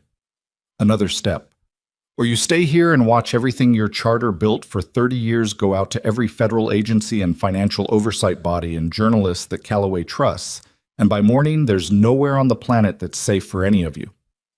He was 2 meters away now. The gun was still pointed at his chest and his heart was making a great deal of noise, and the blood from his cheekbone was running down his jaw and dripping into the water, and none of it was as loud as the calculation running in his head. Selin made his decision. He moved. He went right, past Kieran, toward the staircase. Fast, choosing the terminal over the confrontation, which was exactly what Kieran had needed him to choose. Kieran spun and grabbed the back of Salon's jacket with both hands and threw his full weight backward, and they went down together into the water, hard, the floor punishing both of them equally without preference. Selin's weapon discharged once. The sound in the confined tunnel was enormous, physically painful, a pressure wave that rang in Kieran's ears and knocked his vision sideways. The round hit the ceiling and fragments came down like gravel. Selin was stronger, significantly. He had 30 pounds on Kieran and 30 years of operational muscle memory, and he used both. Rolling, getting leverage, getting a forearm across Kieran's throat with a pressure that was immediately and efficiently cutting off blood flow. Kieran had approximately 8 seconds before the pressure on his carotid made conscious resistance impossible. He used them. He did not fight the arm. He reached past it, found Selin's scar with his thumb, the left eyebrow, the old wound, the nerve-dense tissue of healed injury, and pressed, hard, harder than seemed reasonable. Selin's response was involuntary, a half-second flinch, a fractional loosening. Kieran broke the grip, twisted and drove his elbow into Ceylon's sternum 3 times in rapid succession with every remaining pound of force he had. The third one did it. Ceylon's breath went. He didn't go unconscious. Men like Ceylon didn't go unconscious from a hit to the sternum. But he went down onto his hands and knees in the water, head hanging, pulling air in ragged installments. Kieran got up. His legs were unreliable. He leaned against the wall and let it hold him for a moment, breathing. He picked up Ceylon's weapon from the water, and the weight of it was unfamiliar in his hand. He had fired weapons at ranges. He had never pointed one at a human being. He pointed it now at the man on his hands and knees in the tunnel water, and understood something about himself that he hadn't known before, which was that he was capable of it, that the line between the man he had been before tonight and the man he was right now had been crossed somewhere in the last 12 hours and was not going to be uncrossed. "Stay down," he said. Selen looked up at him, the gray temples, the scar, the flat operational eyes. "You think this ends here?" Selen said, still breathless, still completely certain. "The charter has 7 members. 6 of them aren't in this city tonight." "I know," Kieran said. "You stop me. You stop one operational thread. The others will—" "I know," Kieran said again. "That's why I need the transmission to complete." He looked at the man on the floor of the tunnel. "How much time do I have?" Selen said nothing. "How much time?" Kieran said, and he let something into his voice that he had been keeping behind a door all night, the full weight of a man who has had enough, who has moved past the point where restraint is a value he's optimizing for. Selen looked at him. "The upload completes in 2 minutes," Selen said, "after which the charter's legal team will have injunctions filed in 3 jurisdictions within 24 hours, and the relevant agencies will have 36 hours of bureaucratic interference that—" Kieran was already moving up the stairs. He took them 3 at a time, wet shoes slipping on the concrete, shoulder hitting the wall at the turn and not stopping, through the utility door and into the main room, and he saw it immediately. Calloway at the terminal, hands on the keyboard, and standing behind her with a weapon at the base of her skull was a man Kieran didn't recognize, a figure who had come through somewhere Calloway's perimeter hadn't covered, and the screen in front of her showed the upload at 91% and a prompt that said, "Abort transmission," with a cursor blinking in the confirmation field. Calloway's hands were on the keyboard. The man behind her was saying something Kieran couldn't hear because of the ringing in his ears from the tunnel discharge. The young woman who had taken Alara and Kaylin to the secondary room was on the floor near the wall with her hand pressed to her side and her face white, and she was breathing, so Kieran filed her and moved on. Garrett was nowhere visible. Calloway looked at the screen. Her hands were on the keyboard. The cursor was in the confirmation field. The man behind her pressed the weapon harder against her skull and said something, and this time Kieran could hear it. "Type it." Type the abort command. 92%. Kieran raised Selen's weapon. He had never done this. His hands were wet and his cheekbone was swelling and his hearing was damaged, and he had not fired anything more consequential than a range pistol in a controlled environment in his life. The man had not seen him. He was focused entirely on Calloway. "Hey," Kieran said. The man turned. 93%. In the doorway of the secondary room, something moved. A small figure, silent, had opened the door a fraction. The crack of light, the glimpse of gray eyes watching. Kaylin, watching his father. Kieran held the weapon steady with hands that were not as steady as he needed them to be, and looked at the man across the room and understood that the next 4 seconds were going to determine the shape of everything that came after, and he was terrified in the clean, clarifying way that meant he was completely, entirely alive. 94%. "Step away from her," he said, and his voice came out even, which surprised him. And then it did not surprise him, because Alara had been right. He converted fear into something else. He always had. He had just never done it standing in a room that smelled of wet concrete, with his son watching from a doorway, and 30 years of his family's worst history riding on a progress bar that read 95%, and was moving with the indifferent patience of a machine that did not understand what was at stake. The man made his choice. He swung the weapon away from Calloway toward Kieran, and Kieran did not wait to see where it landed. He fired once. The shot hit the man's right shoulder, and the weapon dropped, and the man went sideways into the monitoring station with a crash of equipment and stayed down, conscious, cursing through his teeth, but down and disarmed and no longer the immediate problem. Calloway's hands had not left the keyboard through any of it. 97%. Kieran crossed the room and pulled the downed man's weapon across the floor, away from his reaching hand, and stood over him and looked at Calloway. "How long?" he said. 30 seconds. He looked at the door to the stairwell. Sullen was still in the tunnel, still recovering. He had 30 seconds. Garrett came out of a side corridor with a fire extinguisher held like a weapon and looked at the scene with the rapid assessment of a man recalibrating. "The woman by the wall," Kieran said to him. "She needs pressure on that wound." Garrett was already moving. 20 seconds. Kieran looked at the doorway of the secondary room. The crack of light, the gray eyes. "Kaylin," he said, "close the door." The eyes held his for one moment. Then the door closed. 10 seconds. Calloway straightened in her chair. Her shoulders came back. She put both hands flat on the table beside the keyboard and looked at the screen. 5, 4, 3, 2. The screen changed. A single line of text appeared beneath the progress bar. Green, clean, unambiguous. Transmission complete. 6 recipients confirmed.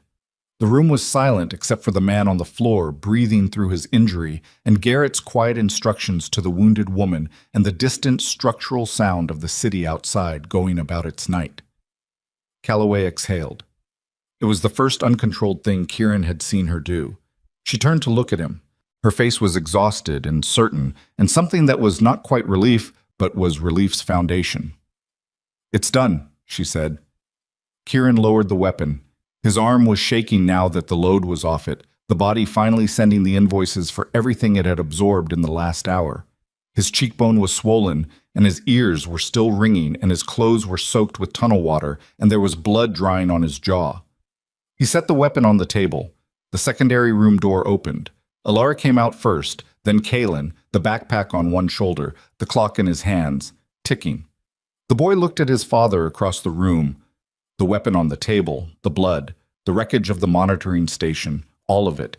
And he did the thing he always did, which was to take it in completely and come out the other side with the most relevant question. "Did it work?" Kaylin asked. Kieran looked at his son. "Yes," he said. "It worked." Kaylin nodded once.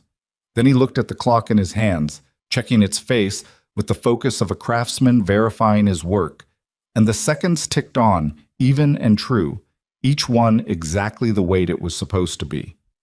The federal agencies confirmed receipt of the transmission at 4:17 in the morning. Kieran knew this because Calloway's phone began producing notifications with the regularity of a machine that had been waiting a long time to start working. And she read each one aloud in the flat voice of a person who had imagined this moment so many times that the reality of it had a slightly unreal quality, like a room you've drawn from memory and then finally walked into. 4:17, Financial Crimes Enforcement Network, confirmed. 4:18, Interpol Financial Crimes Division, confirmed. 4:19. The journalist, a woman named Audra Solis, whose work had broken 3 previous financial corruption stories of consequence, confirmed receipt and responded with 2 words: publishing tomorrow. 4:21, 2 international oversight bodies, confirmed. Calloway set the phone down on the table and looked at it for a moment. Then she looked at the ceiling. Then she pressed the heels of her hands against her eyes and sat like that for 15 seconds, and nobody in the room said anything, because they all understood what 15 seconds looked like when it was 4 years of a person's life finally putting its weight down. The man Kieran had shot was being attended to by Calloway's people with field medical supplies. The shoulder wound was serious but not fatal. Blood loss significant but controlled. He had not said anything beyond his name, which was Anders, and a demand for legal representation, which was not currently available to him in the basement of a building that did not officially exist.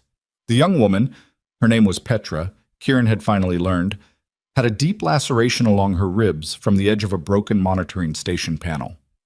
Garrett had closed it with butterfly strips from the medical kit, with the steady hands of a man who had done worse things in harder conditions and had simply never mentioned them.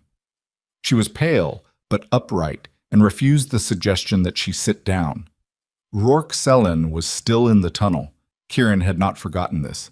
He took the weapon from the table. He did not want it, but wanting was not the operating principle tonight, and went back to the utility door and down the stairs. The water in the tunnel had drained to a shallow film across the concrete, cold and dark. The emergency lighting still threw everything in red. Nolan was where he'd left him, conscious now, sitting against the wall with his hands pressed to the back of his head and his face carrying the specific expression of a man who has completed the calculation of his situation and found the total catastrophic. Sellin was standing.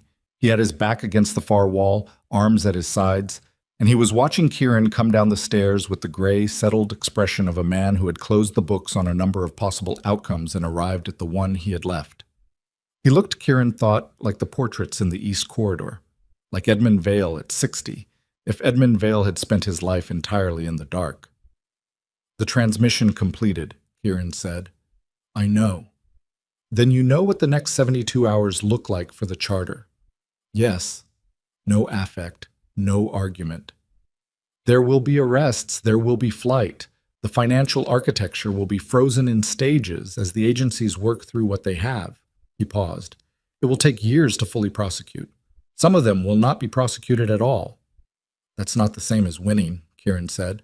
"No," Sellin agreed. "It isn't." He looked at Kieran with something that was not defeat and was not its opposite either. Something more like the end of a very long calculation.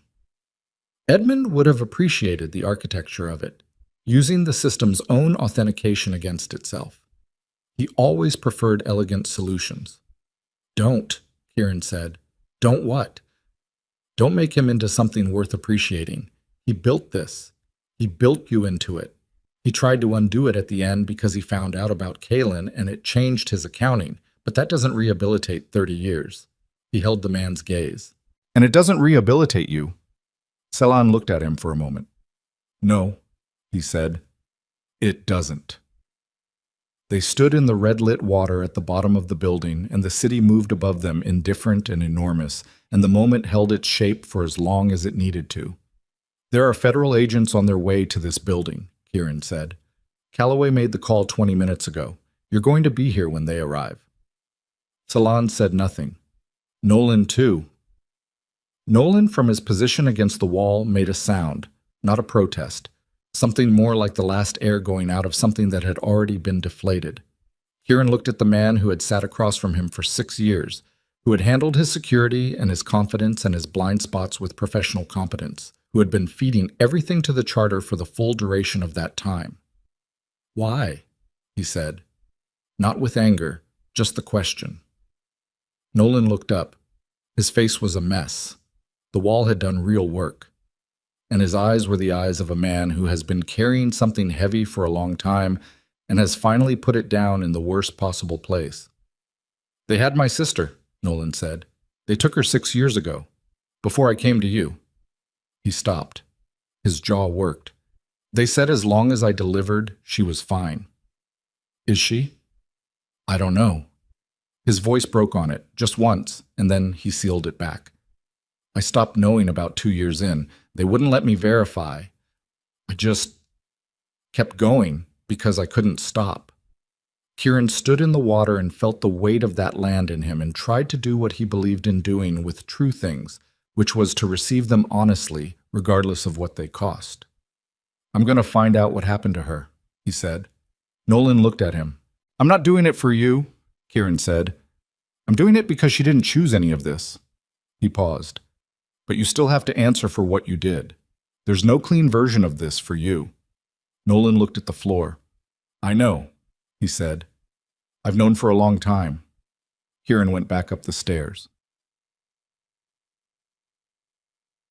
The federal agents arrived at 5:40 in the morning. 4 vehicles, 12 agents, with the organized efficiency of people who had been watching the transmission data come in for 90 minutes and had mobilized while they read. The lead agent was a woman named Carver, compact and direct, who shook Calloway's hand with the particular respect of someone who had been told the story and had chosen to believe it before confirming it. Kieran gave his statement in the main room while Ilara sat with Kaelin in the secondary room, the door open, The boy finally properly asleep on the cot with his backpack beneath his head and the clock on the floor beside him, ticking. The statement took 40 minutes.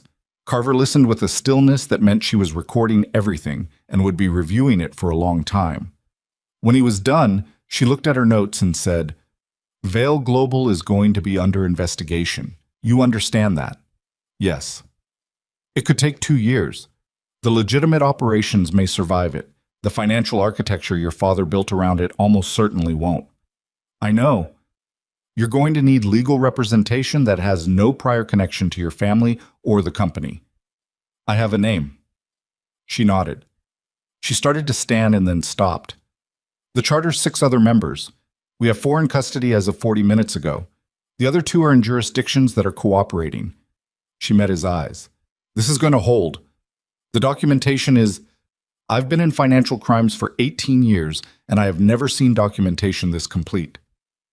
Callaway built it over 4 years." "I know. We're going to need her for the prosecution." A pause. "She knew we would. She built for it." After Carver went to process the scene, Kieran sat at the folding table in the main room with a cup of cold coffee that Garrett had produced from somewhere, and he looked at the surface of the table and thought about nothing specific for several minutes. Just the grain of the wood, the ring from a previous cup, the small ordinary texture of a surface that had been here before tonight and would be here after. Garrett came and sat across from him. "Your building," Kieran said. "I'm sorry about the tunnel damage." "The tunnel was already problematic," Garrett said. "The water main was on my list. I'll cover the repair." "You'll cover the repair," Garrett agreed without dispute. He was quiet for a moment. "What are you going to do with the company?" "Rebuild it." Kieran looked at his hands. "The parts that are real, the parts I actually built. There's enough of that. Enough genuine business, enough legitimate structure, that it's worth saving." He paused. "It's going to look different on the other side of the investigation. Smaller, probably. More transparent by necessity." He picked up the cup and set it down again. "Good, maybe. For the first time, actually, good." Garrett looked at him with the expression he used when he was deciding not to say something. "Say it," Kieran said. "Your father wasn't entirely wrong about you," Garrett said. "The part about what you'd do if you found out. He was afraid you'd burn it all down." A beat. "You didn't. I burned enough." "You burned the parts that needed burning. That's a different skill." Kieran looked at the old wood grain of the table and did not answer, because some things were too close to being true to respond to without more distance. The morning came the way mornings came after long nights. Not dramatically, just incrementally lighter. The darkness thinning in stages until the light was simply there and the darkness was simply gone. Kieran stood at the narrow window of the main room and watched it happen over the roofline of the adjacent building. He heard Kaylin wake up, not the sound of it directly. The secondary room door opening, the particular quality of footsteps that belonged to a child who moved carefully in unfamiliar spaces. The boy appeared in the doorway of the main room with the clock in both hands and his hair pressed flat on one side from the cot pillow.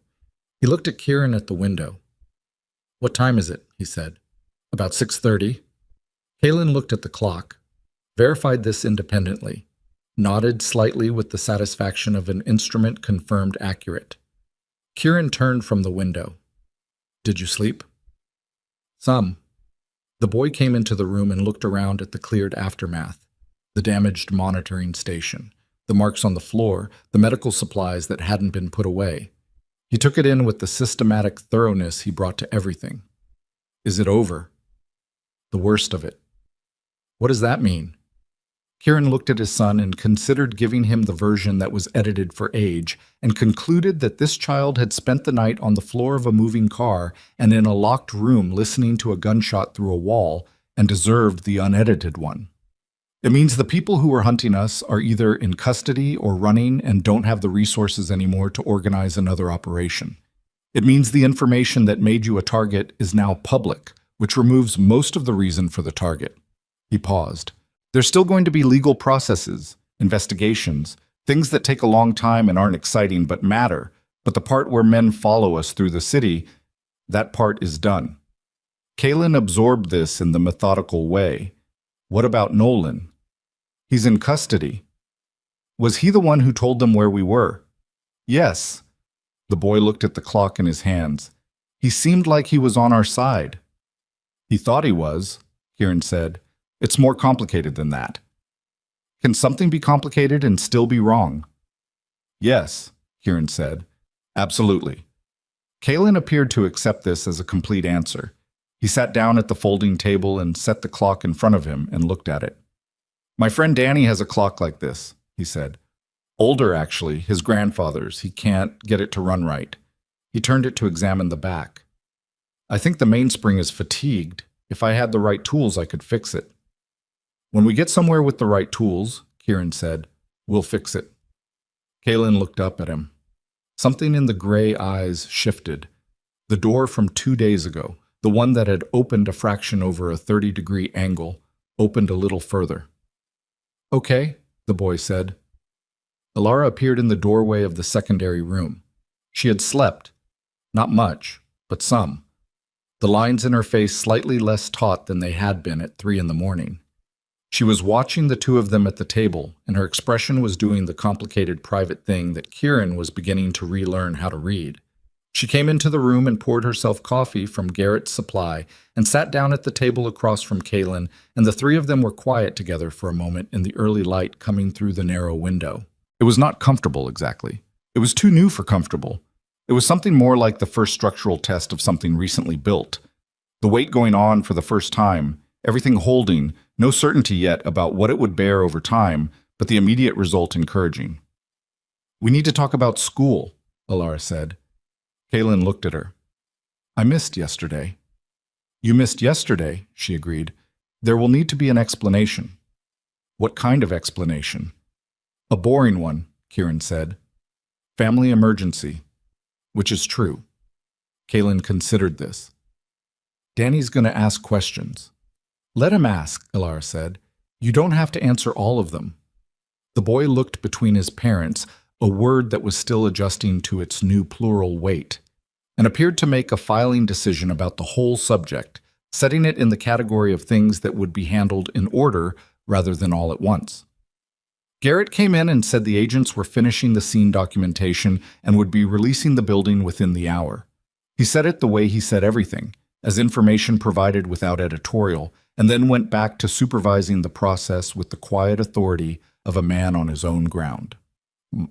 They left the building at 8:15 into a morning that was cold and clear.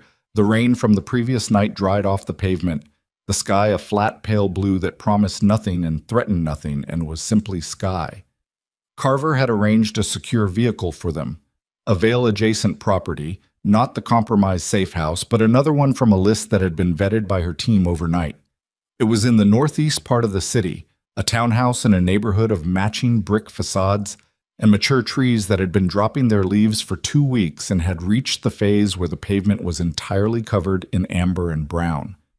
Kalen looked at the leaves from the window of the vehicle. I've never lived somewhere with this many trees, he said. You haven't lived here yet, Alara said. But we're going to? She looked at Kieran.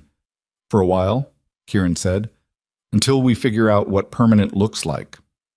Kalen turned back to the window.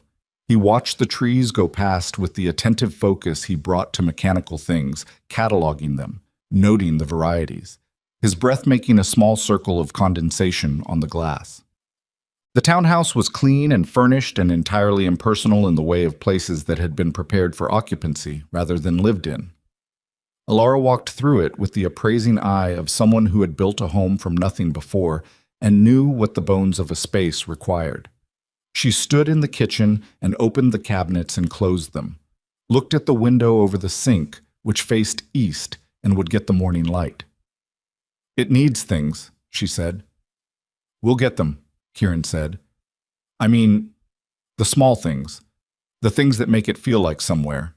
She turned from the window. A specific coffee mug, the kind of soap that smells right, a plant that you have to remember to water. She paused. Those things take time. We have time, Kieran said. She looked at him with the measuring look that she had been giving him for 3 months every morning across a coffee shop counter, and that he was only now beginning to understand the full content of, not suspicion, not quite hope, but the careful preliminary work of someone who had been hurt at the structural level and was testing load before committing weight. "Do we?" she said. Not a challenge. An actual question. "The investigation is going to take 2 years," he said. "Maybe more. I'm going to be rebuilding Vale Global into something I can actually stand behind. I'm going to be untangling 30 years of my father's architecture, piece by piece." He held her gaze. "I'm going to be learning what it means to have a son. All of that is going to happen here, in this city, in this building, or one like it." He paused. "So yes, we have time." Alara looked at him for a long moment. Then she turned back to the window and the morning light and the east-facing view that would be something to look at while coffee was made. "I'm going to need a new coffee shop," she said. "I know. Not a franchise, not somewhere corporate." Her voice had something in it that was almost dry, almost the edge of the humor he remembered. Somewhere with bad signage and good beans and a corner table with a wobbly leg. "I'll look for one," Kieran said. "You don't need to look. You'll walk past it one morning and you'll know." She glanced at him over her shoulder. "That's how it works." He stood in the kitchen of the impersonal townhouse and felt the weight of 3 months of morning coffee shift in his chest. All those 6:15 arrivals, the corner table, the overhead lights, and the counter, and her back turned. The whole careful architecture of two people circling something they couldn't yet name, and understood it for what it had been, which was not accident and not fate, but simply the oldest human impulse, which was to return to what mattered without being able to say why until the returning was already done. Kaylin found a table in the small back room off the kitchen that wobbled on its third leg, and within 20 minutes of arriving had shimmied it level with a folded piece of cardboard from one of the supply boxes, and had then apparently decided this was his workspace, because he set the clock on it and opened his backpack and got out the small toolkit he carried everywhere and went back to work on a secondary project Kieran hadn't seen before. A disassembled bicycle derailleur that he'd apparently been carrying in a side pocket for reasons he didn't explain. Kieran stood in the doorway and watched him work. The morning light from the east window fell across the table at an angle that lit the boy's hands and the small, precise movements of them, turning components, testing tension, checking alignment with the focused patience of someone for whom the work itself was the point. He thought about what Alara had said, that he took things apart to see how they worked, that he always put them back together correctly, that he had never broken anything that wasn't already broken. He thought about the clock on the table ticking with its corrected escapement, each second even and true, and a derailleur being reassembled with care, and a life that had been taken apart by people with agendas and bad intentions being put back together piece by piece in a brick townhouse in the northeast part of a city that was going to be, for a while, home. He thought about his father's portrait, the gray eyes, the long, unbroken line of men who had built their legacies on foundations they'd chosen to stop examining. He thought about Kaylin's hands, which were his father's hands, his grandfather's hands, and what those hands were doing with them, which was to fix something that had been broken, carefully, without forcing it. The line did not have to mean what it had always meant. That was not a given. That was a choice, made in the specific, daily, unglamorous way that all real choices were made. Not in tunnels with weapons, not in the moment of maximum stakes, but in the ordinary morning light with coffee on the stove and the patient work of reassembly going forward one component at a time. The first media coverage broke at 9:47 that morning, Audra Solis's piece going live with a headline that ran across every financial news aggregator within the hour. By noon, 2 of the charter's confirmed members had issued statements through lawyers. By mid-afternoon, the financial markets in 3 countries had registered the kind of tremors that came from institutional certainty, suddenly becoming institutional uncertainty. Kieran read the coverage on his phone at the kitchen table, while Alara made coffee in the east-facing kitchen with the temporary equipment they'd found in the supply stock. He read it with the particular attention of a man seeing the shape of the next 2 years of his life laid out in real time. The questions he would be asked, the records he would have to open, the full accounting of what his name had been attached to without his knowledge, and what it was going to cost to separate the real from the inherited. It was going to cost a great deal. He was going to pay it. He set the phone face down on the table, Alara set a cup in front of him. Dark, slightly bitter, with that particular weight that came from something properly made. She sat down across from him with her own cup and wrapped both hands around it, the long fingers, the small scar at the base of the left thumb, and looked at him across the table. "How bad is it?" she said. "It's bad." He picked up the cup. "It's manageable." "Those aren't the same thing." "No, but they can coexist." He drank the coffee, and it was, despite everything, exactly right. He looked at her across the table. "You made this from the supply stock." There was a bag in the back of the cabinet. Guatemala. The edge of something moved in her face. Not quite a smile, not its absence. "I know how you take it." He looked at her.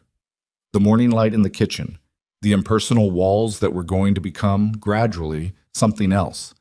The sound of the clock from the back room, ticking through the doorway, steady and even. "Alara," he said. "Don't," she said. "I haven't said anything yet.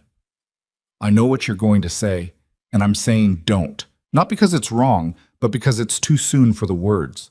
She held his gaze. "We have time. You said so yourself."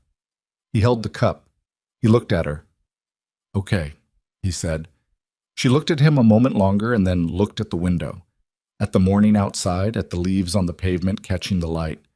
From the back room, Kaylin called out, "The derailleur's done. Can someone find me a bicycle to put it on?"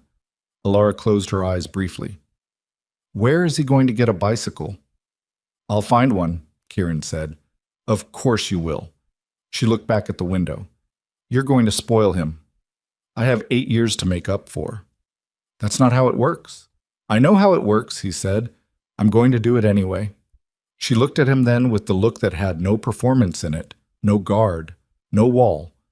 Just the face of a woman who had carried something enormous for 8 years alone and was very slowly learning to set it down. "Okay," she said. Just that. The same word his son used when he had made his decision and was moving forward. Outside, the city went about its morning. The light moved across the pavement the way light moved, without agenda, without memory, the same for everyone it touched. The leaves came down from the mature trees one or two at a time in the small wind off the river, amber and brown, landing where they landed. In the back room, a boy with gray eyes in his father's hands and his mother's instinct for survival wound a small clock and listened to it tick and waited with the long patience of a child who had always known, in some way he could not have articulated, that the man at the corner table was going to find his way to the back door eventually. The seconds passed, even, measured, each one exactly the weight it was supposed to be. The family sat in the morning light and let them.